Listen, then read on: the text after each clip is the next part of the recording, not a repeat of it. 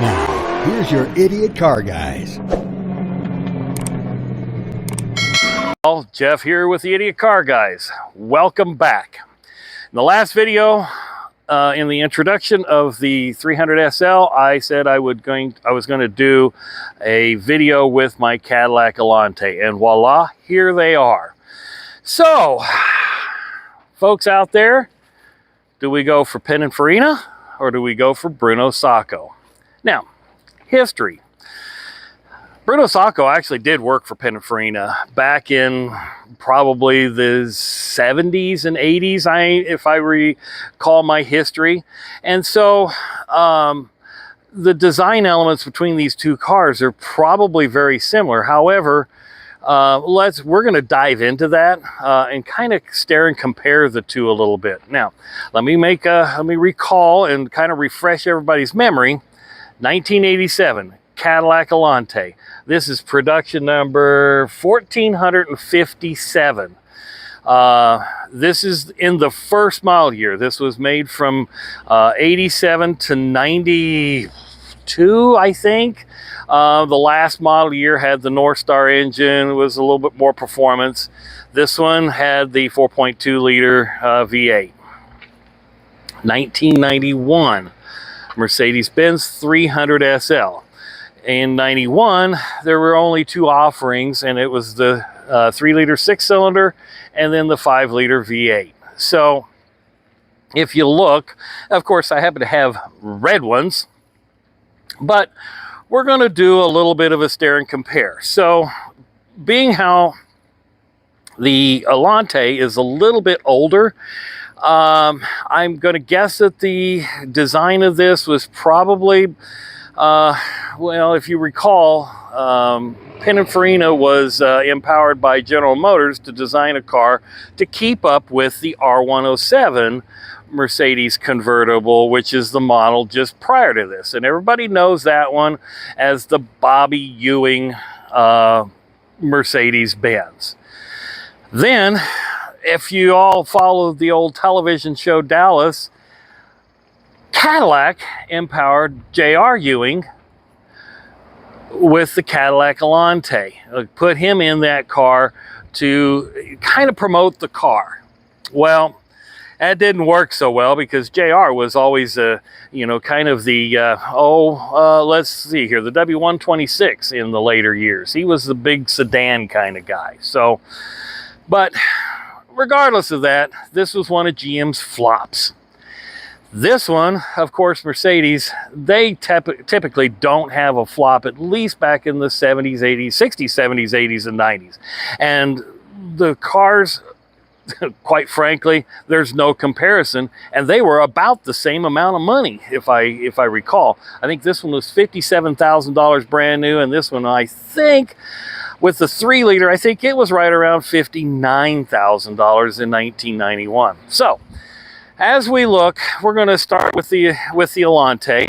Now, the front hood has a similar design as the Mercedes, and I'm going to go ahead and open up the door and pop up the hood.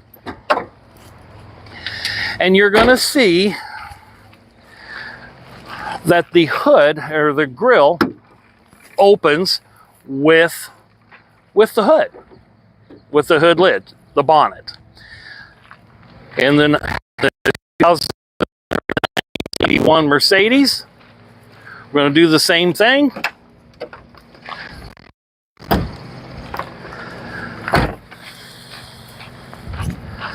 Although Mercedes puts the hood release latch in the Star, and looky there, and oh my goodness, my hood pad came down again. So we'll deal with that. We'll just leave that up. Apparently that high-tack adhesive that I'm using is not adhesing. It's not sticking, or maybe the heat outside. Well, there it is again. Well, anyway, we'll get to that. Again, this car needs to be sorted through. Now, Cadillac turned their engine sideways. Put a V8 engine in it. This will be in a 4.2. Pretty peppy, but it wasn't the answer to a lot of horsepower. But it does get up and move. This car is a little bit lighter than that one. I think probably 800 pounds, 700 pounds. You know, is it kind of a fun car to drive? Yeah, but as everybody knows in the Mercedes automobile, when you go to close the door, you know it. It's a solid car. So take a listen to that, and we'll just do it to the passenger side over here. Open this door. Sounds more like a tin can, and I hope you could hear that on the video. The next thing, notice the wheels on the Cadillac. Mercedes have been doing the bottle cap wheels for, I don't know, since the mid 80s. My 1986 had the bottle cap. That was the second generation, or the updated version of the bunt wheel. So I don't know who copied who. Door handles, if you look, and I might have to get in close, door handles look very, very similar. So this is the Cadillac, and let's just kind of go back over here and look at the Mercedes-Benz. Very similar in design. Interior, let's just come right down to the middle. Now, U.S. car manufacturers, they did something a little bit different. If you notice in the Cadillac, it has a digital dash, full padding across there, where when doing the Mercedes, the dash was still more or less the traditional dash. So if we pan over there, the electronics were on their way, but Cadillac was doing a little bit more with the electronic functioning.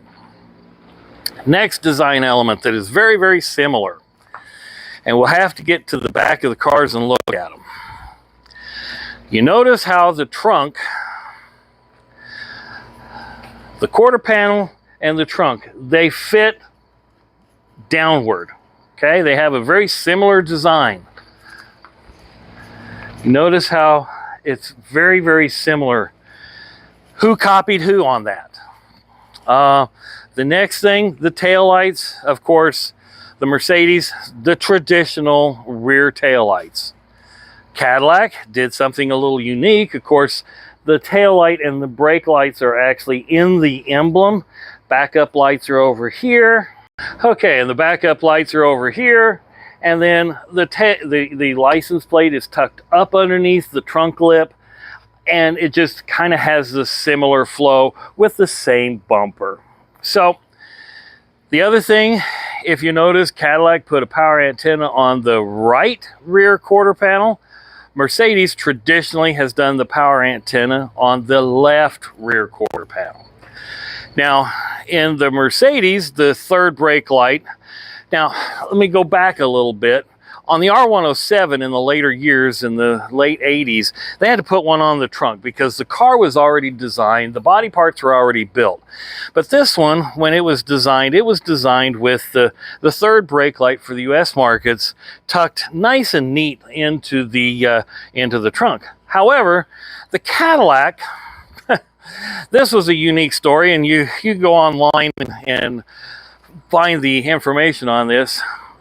This had the Cadillacs in the 80s had the flip down crest that actually went into the had the hidden key. Well, they had to change the design because while Pininfarina was designing this, they had the introduction of the third brake light. So they actually took away the crest and put the third brake light in its place. Kind of a unique thing, but you know, it works, I guess. It's a function. So let's see. The one thing as far as driving the cars, while I'm still sorting through this one has a better ride. It has a better stance. It also has a little bit more ground clearance, where the Cadillac does not. Getting in and out of the Alante is almost like getting in and out of a Corvette, for the most part. When you open the door, you're actually crossing that threshold and dropping down into the car. And then the seats sit really, really low. The Mercedes, however, when you open the door, you have a pretty good sized rocker panel threshold and you're dropping down, but the seat doesn't sit near as low. So again, it's a personal choice kind of thing. But you know, you decide. A US manufactured car or a German manufactured car. And so my pick, of course, I'm a Mercedes guy. And remember, when this whole channel started, it was the Idiot Mercedes guys, and now we're the Idiot Car guys. Well, I'm going to prefer the Mercedes-Benz automobile. You know, right down to when you shut the door, it feels like a solid car. Safety-wise, this one, I don't think the side airbags, no, the side airbags were not introduced yet. The headrest is a motorized, it's a power seat. Cadillac's got power seats. Although it doesn't have a motorized headrest, it does have an adjustable headrest. You have a little bit more storage in the Cadillac with a glove box, where you don't have because of the passenger side airbag on this one. Creature comforts, I'd say about equal. Personally, I still prefer the Mercedes-Benz. So, folks, there you have it. There's the comparison between Pininfarina, Bruno Sacco. Which do you prefer? My choice is the Mercedes-Benz. Folks, if you have any comments, put them down below. We appreciate you watching the channel. We had that one little blip on the camera issue, but I hope you enjoyed the video. This is one that I think that you know, both these cars could be for sale. The Cadillac is certainly for sale. I would probably take, I don't know, $4,800 for the Cadillac today, if somebody's willing to put up the cash. The Mercedes-Benz, you know, I think I'm gonna hold off a little bit because I see a lot of these going for about $10,000. Thanks for watching.